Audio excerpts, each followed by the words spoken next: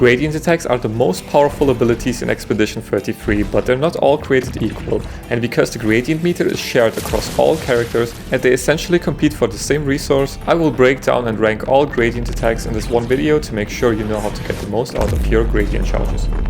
Starting with the first gradient attacks. These are unlocked relatively early, and I will judge them in the context of both late game usability and early game performance, where you are still subjected to the damage cap and, more importantly, still get the benefit of the play again effect that all gradient attacks have. This means you will be able to get the gradient attacks as a free turn, which makes them much better. But later on this upside becomes mostly relevant due to the cheater picto because the extra turns don't stack. First off, Verso Sabotage, a single hit area of effect ability that applies mark to all enemies. The base damage is mediocre, even though it can be buffed by his rank up bonus by up to 200%, its potential when unlocked will still be limited by the damage cap due to only having one hit. Same for the mark. AoE mark is generally powerful, but as you start hitting the cap more often, it's just not going to add that much for the same reason. Single hit skills are held back at this point, and Verso especially benefits more from multi-hit abilities due to his mechanic. Later on in the game, when you're no longer subjected to the damage cap, you could finally make better use of the marks and deal more damage, but then you will likely have Cheetah, and this ability will cost you a full turn on top of the gradient charge, which is no longer worth it in my opinion. Your turns are better spent building perfection and then unleashing devastating damage, but Sabotage doesn't do either of those. So I'll say C tier, it's held back by the damage cap soon after you unlock it, and it's not impactful enough late game. It is still usable earlier for area of effect since he only has limited options, and maybe there will be cases where area of effect marks are worth it late game, but it's not a good use of the gradient meter in general. And then we have Lune's Tremor, which deals one big area of effect hit, high break damage, removes shields, and adds one light stain. This is all solid, however Lune has plenty of good area of effect options. Even Stainless, when most skills won't hit as hard, Wildfire will apply burns that make up the damage, Tsunami applies slow, so there are always high value area of effect options available, and Hell obviously makes a much better turn if you do have the AP. So it will mostly be a niche use case, maybe for the shields, not because it's bad by itself, but because Lune just has so many good non-gradient options that can add even more stains. It will be fine before Cheetah, when you can use your gradient attack to squeeze in additional area of effect damage and maybe enable another powered up move, but once you do get Cheetah you will likely never use this move again unless you really have trouble dealing with shields. But yeah, it's pretty close and similar to Sabotage, although it helps more with Lune's mechanic, as an extra light stain is very valuable if you can squeeze it in. I'll put Tremor in C tier as well. It's good enough early on due to the play again effect, but it's pretty much useless late game. Next up, Mael's Virtuous Strike. This one is different compared to the previous two, which deal decent area of effect damage themselves. Virtuous Strike basically deals no damage. It's actually upsetting how little damage this gradient attack does. It's also not really doing anything that Mael's basic skills can't already do. It just puts you into Virtuous stance, which you can already do at basically no AP cost with Swift Stride. The only upside of Virtuous Stance is the play again effect, something that all gradient attacks have, and that is indeed enough to warrant using it. Simply paying a gradient charge to be put into Virtuous Stance with a free turn to deal triple damage is obviously good. I would say it's like a low A tier gradient attack early on, but then it becomes completely useless late game because it doesn't do anything special that warrants spending a gradient charge. So I'll put it in C tier as well, and honestly all of these can be interchangeably ranked in my opinion. They all have their up and downsides compared to each other and mostly are only good early on. And then we have CL's Shadowbringer, which deals decent damage with 10 hits split between enemies and applying a total of 10 foretell. This gradient attack is also mostly to advance CL's mechanic, a sun skill that you can squeeze in, which is very beneficial to both advance Twilight and apply foretell. Unlike Mael's Virtuous Strike, which basically gives you a low-cost skill close to Swift Stride with a play again effect, CL's Shadowbringer is definitely giving you a much higher value skill that you can squeeze in. There are only 2 other skills that can even cap Fortell, which cost 7 and 9 AP. This gradient attack is much better compared to the 7 cost ability Spectral Sweep, so it's closer to like an 8 AP ability that you're getting here. CL is also the character that needs the most build up and can have very expensive combos with a time limit on her Twilight state. So having a high value gradient 1 attack that can both accelerate her Twilight state and save her a ton of AP right before her payoff turn is pretty amazing.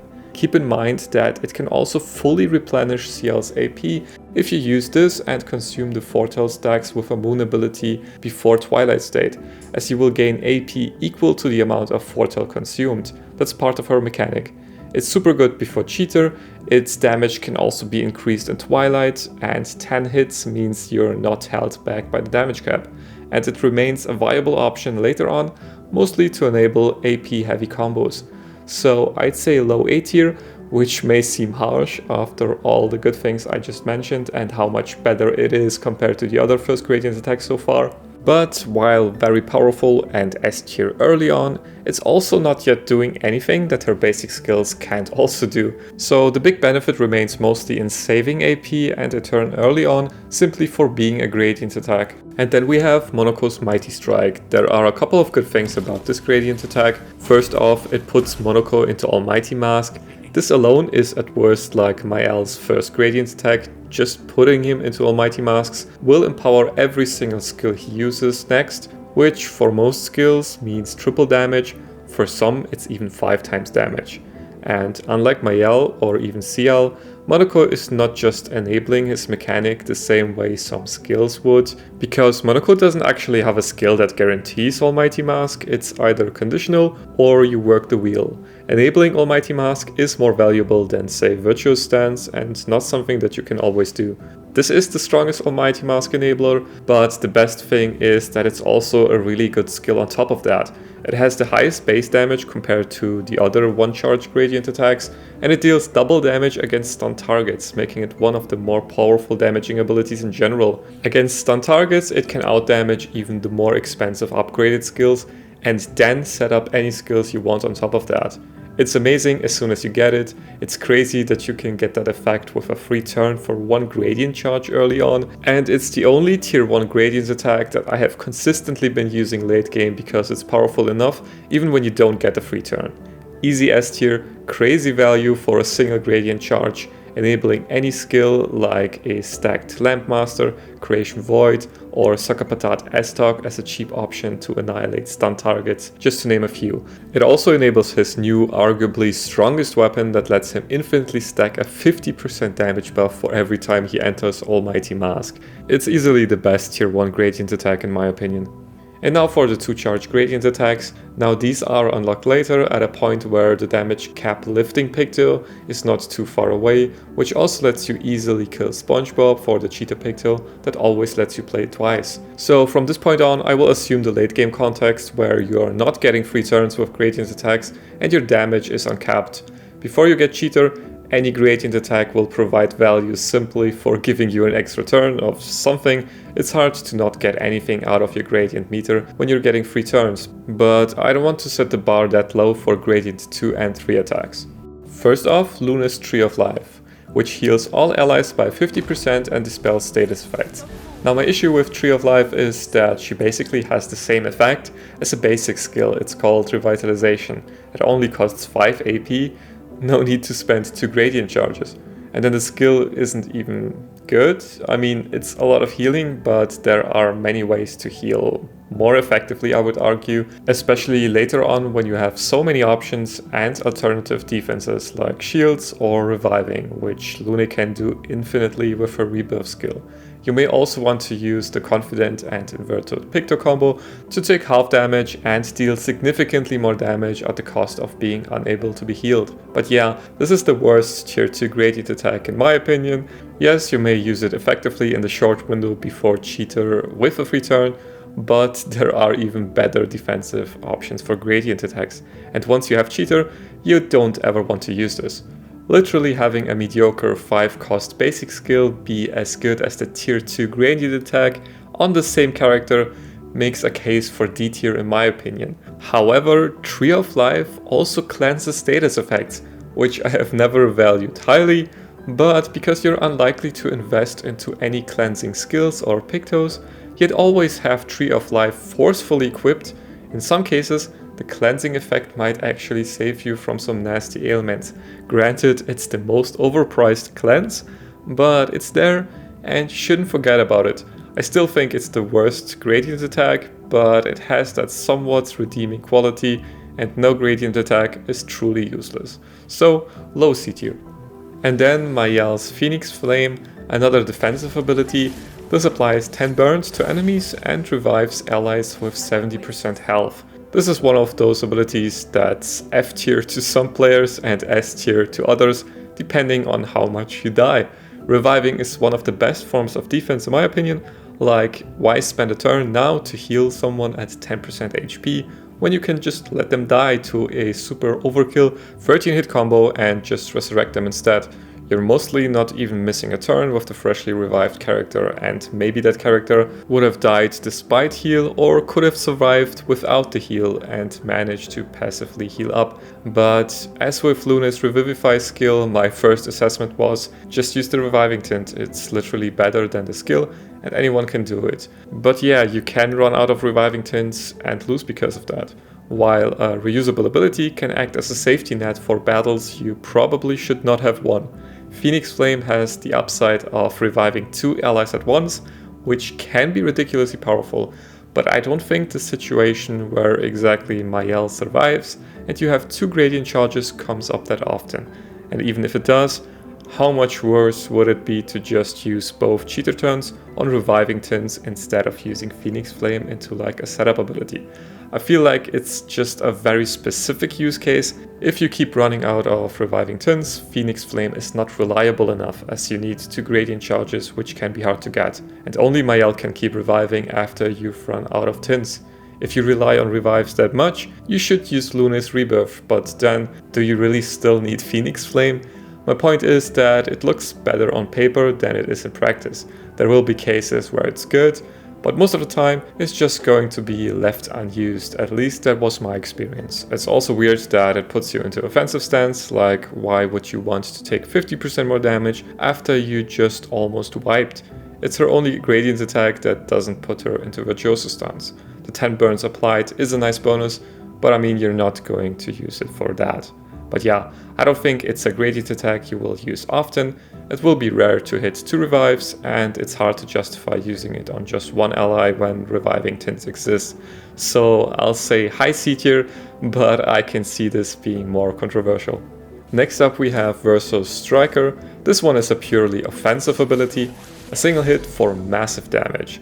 At 10 times base attack multiplier may not seem impressive, but keep in mind that it does benefit from Versus global rank damage bonus, so at A rank the damage gets doubled and at S rank it's triple damage. Striker also gets a 40% more damage multiplier from the perfect quicktime event inputs, so if you hit those at S rank you can get a 42 times base attack multiplier, which is a lot.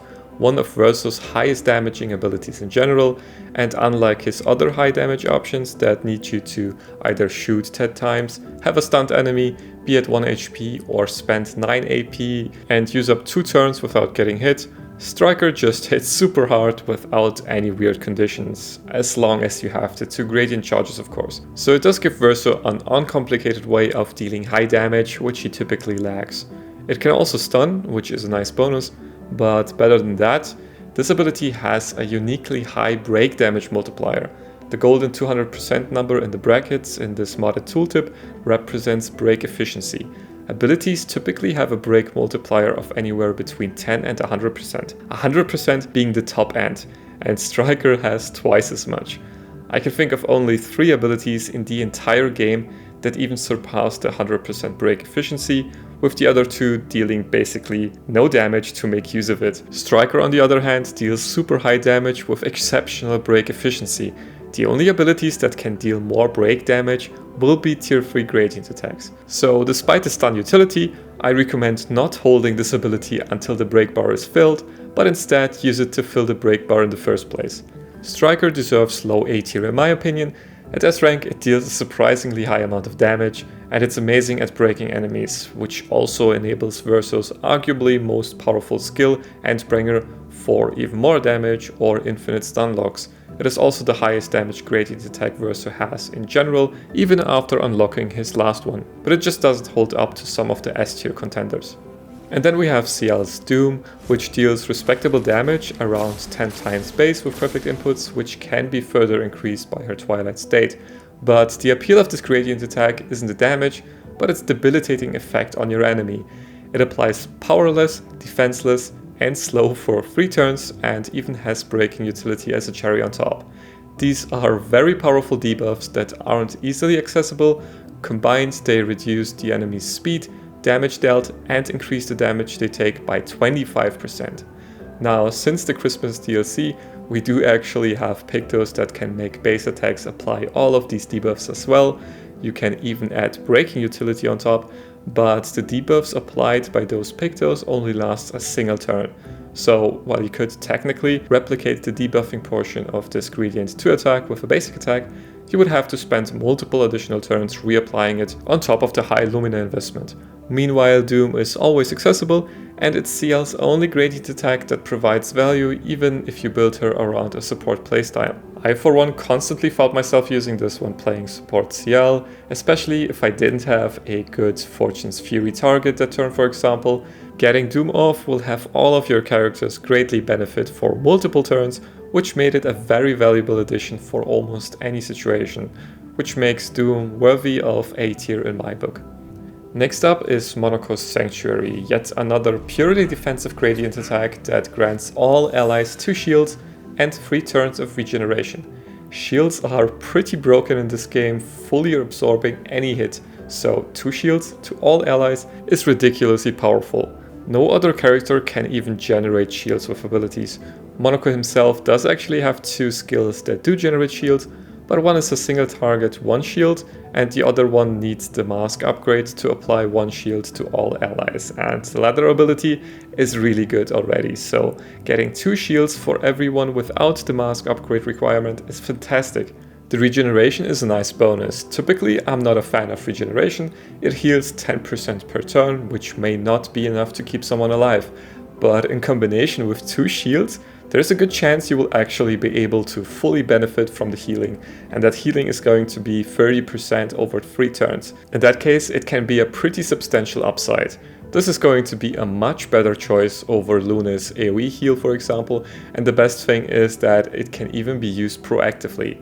Unlike healing allies, which may or may not even make a difference depending on when the character would actually take a hit coming up, shields will just persist as an additional layer on top of their health bar, and you can keep stacking those. I'll say high A tier. I think everyone understands how good shields are in this game, and this ability adds many of them on top of a healing over time effect that perfectly synergizes with said shields. I wouldn't even argue with anyone saying it deserves S tier, but it is a purely defensive skill in a game that, in my opinion, rewards offense much more than defense, and the S tier gradient attacks are more effective at just quickly finishing fights. The gradients to attacks are almost exclusively utility focused, with 2 duds basically that can still shine in certain scenarios. Sanctuary is probably the strongest defensive ability, and unless a certain someone is stealing your shields, you can never go wrong with it. Doom can provide a massive advantage for your team for 3 turns, both offensively and defensively, and Striker will be your highest damaging option until you unlock the 3rd tier of gradient attacks. And now the tier 3 gradient attacks. First off, Luna's Skybreak, her single hit Genki-Dama that deals massive damage to all enemies.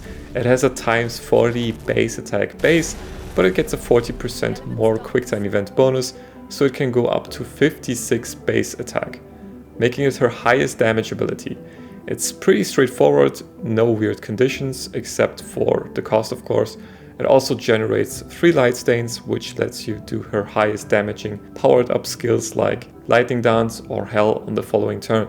It can also break, which is a nice bonus, but weirdly it has a 10% break damage multiplier despite being a single hit ability. Typically single hit abilities have the highest break multiplier of like 100%, but this one has like the lowest break multiplier possible. So it can break, but doesn't do much to fill the break bar itself. This may be a small downside, but notably all the other high damage gradient attacks coming up and Striker all have really high break damage efficiency. So if those don't flat out kill enemies, they will at least fill the break bar quite quickly. I will put Skybreak in B tier. It's not bad at all. In fact, it's the highest damage area of effect gradient attack by far. I often do use this ability. It's never going to be a bad turn, and you're setting up the following turn thanks to the free light stains for back-to-back maximum damage turns. But the bar for gradient 3 attacks is pretty high, and compared to the upcoming tier 3 gradient attacks, it just doesn't have as much potential as, say, the next gradient attack, CL's End Slice, which also deals a high single target damage hit of 10 times attack power as a baseline, but that baseline is increased by 20% for each foretell consumed in the entire fight. I think this is the only ability in the game that has infinite scaling potential, which makes this ability pretty interesting already, but fights don't last indefinitely, so let's look at numbers in more realistic and practical scenarios. If you do an ideal damaging rotation with CL, you apply 10 foretell on your first turn, consume it the next one, entering Twilight, in which you can now apply 20 foretell and consume those for extra damage. That one Twilight rotation took 4 turns, and you have consumed a total of 30 foretell, which already increases the damage by 600%. Now it also gets a 20% damage bonus from the QuickTime event for a total multiplier of 84 times base attack. And if you use it in even the weakest Twilight state, you will get another 50% more damage multiplier for a total of 126 base attack damage. This is after a 4-turn rotation, and if you end it with Twilight Dance, you extend your Twilight state by 1 turn, and you could already use End Slice turn 5 with the Twilight bonus, or take the opportunity to apply double foretell again to set up another ability and an even stronger End Slice. So after just one, let's call it perfect 4-turn rotation, End Slice is already the second highest damage ability in the entire game. After 2 of those, it is by far the highest damaging ability in the game. At that point it would deal 234 times base attack damage, and after that the gap just widens. Now you could also try to build up a stronger Twilight state, which gets a 25% extra multiplier for each turn spent collecting the same charge, but I don't think that's worth it. But you could also increase the damage with a mark, given how this is a single hit ability, just like with the other high damaging gradient attacks, but it's definitely worth the most on this one. Anyways, I think you get the point. This thing can deal silly amounts of damage with a bit of setup, and one last number related thing I'll say to maybe put its ramp into perspective if you care about using this ability. If you used End Slice in a basic 2-charge Twilight state with perfect inputs, which you should, every 10 foretell you have consumed this fight will add 36 times base damage to End Slice. Now for the rating, if you're playing full damage CL, this is an S tier ability. However, it is still slow, and CL has the most broken support abilities in Fortune's Fury and Intervention, which I think you will want to be using even when you're not playing her as a support, which will ultimately delay the End Slice payoff even further. In most fights and with most builds, I don't think you will care about End Slice, but in some fights against certain super tough enemies, this ability can absolutely annihilate anything, and no ability can even come close. I will put it in A tier though, because despite its infinite damage potential, it's mostly overkill and you can usually deal enough damage with the other options that take less setup. And then we have Verso's Angel Eyes, which grants Verso the Aureole buff, reviving him once on death, similar to the Second Chance Pigtail. This can pretty much break the game by giving you infinite revives in certain builds, but even in less cheesy scenarios, this is obviously a very powerful effect to have. And while this one is not as damage centered as the other tier 3 gradient attacks, the Guardian Angel buff isn't the only thing this ability does. Angel Eyes hits 8 times, which is great for Verso's mechanic by design, but then it also adds 1 additional perfection per hit for a total of 16 perfection, which is enough to get him from D to A or from A to S, which rivals the most efficient perfection gain abilities that pretty much don't do anything else. And while the damage on Angel Eyes isn't impressive compared to other Gradient 3 attacks, it's actually not too shabby considering the other upsides. In total, it hits for almost 10 times base attack power, which can be buffed by his rank bonus to almost 30. This is going to be around 30% less damage compared to, say, Striker, but it's still a good amount of damage you're dealing that turn, and you're getting that on top of the second life and the high perfection gain. It's pretty great. You could definitely put this into S tier simply for being able to break the game, but even assuming you don't fully build around immortality to trivialize the game, I think the utility of Angel Eyes deserves to be at the top of A tier. Next up, Monaco's Breakpoint, a giant single hit that instant breaks the enemy, as in it fully fills the break bar and breaks them for the stun at once. The base damage is similar to Lune's Skybreak, but instead of area of effect, you're getting the single target stun, which is just amazing. As far as I am aware, there's only one other way of fully filling an enemy's break bar independent of their total health, which is the Breaking Death Picto, which I think is pretty broken, no pun intended. Even after it's nerfed to no longer trigger on offing yourself, that Picto is still stupidly powerful, despite its inconvenience of having to die to your enemy to fill their break bar, and you still have to use another break ability to actually stun. Breakpoint, on the other hand, just instant stuns any enemy without the sacrifice of a teammate. Taking away a boss's turn is super powerful defensively, and offensively, well, Breakpoint not only deals a ton of damage itself, but stunned enemies also take 20% more damage, so any damage following that turn will get to benefit from the increased damage until the enemy recovers. This also lets you benefit from any on-stun synergies and enables other effects or abilities that require stunned enemies, like Verso's Endbringer. Breakpoint is fantastic. Pretty much every time you can use it, you can't really go wrong with it, unless you're fighting a stun-immune enemy, I guess. Still, easy S tier. And finally, Mayel's Gommage, the most boring gradient attack in the entire game. A single target hit that, with its 20% quick-time event bonus, deals 60 times base attack damage, which is only a tiny bit more compared to Luna's Skybreak, for example. In itself, it's not really better than any of the other Gradient 3 attacks. You could even argue it's the worst. The only reason it's at the very top is that it's on Mayel, who can use Virtuous Stance to triple all damage dealt, including her Gradient attacks. So if you use Gommage in Virtuous Stance, you are effectively getting a 180 times base attack multiplier, which is ridiculous given the simplicity. It also has the additional benefit of instant killing weaker non-boss enemies, which is the most useless upside you can put on an ability with this much damage. Like, which trash mob is supposed to survive the health damage to even trigger this effect? Gommage also has a 100% break multiplier, which is nothing special in itself, but considering the damage multiplier it gets, it may as well stun anything that lives through it. Technically, it also puts Mayel into Virtuous Stance, but in practice, you'll end up stanceless because you really want the triple damage to affect Gommage, otherwise you're losing 120 times damage for not already being in Virtuous Stance. Stances affecting gradient attacks feels almost like an oversight. Gommage is just a mediocre gradient attack that benefits from the triple damage mechanic. If Skybreak was on Mayel, then Skybreak would be at the top. That's what it pretty much comes down to.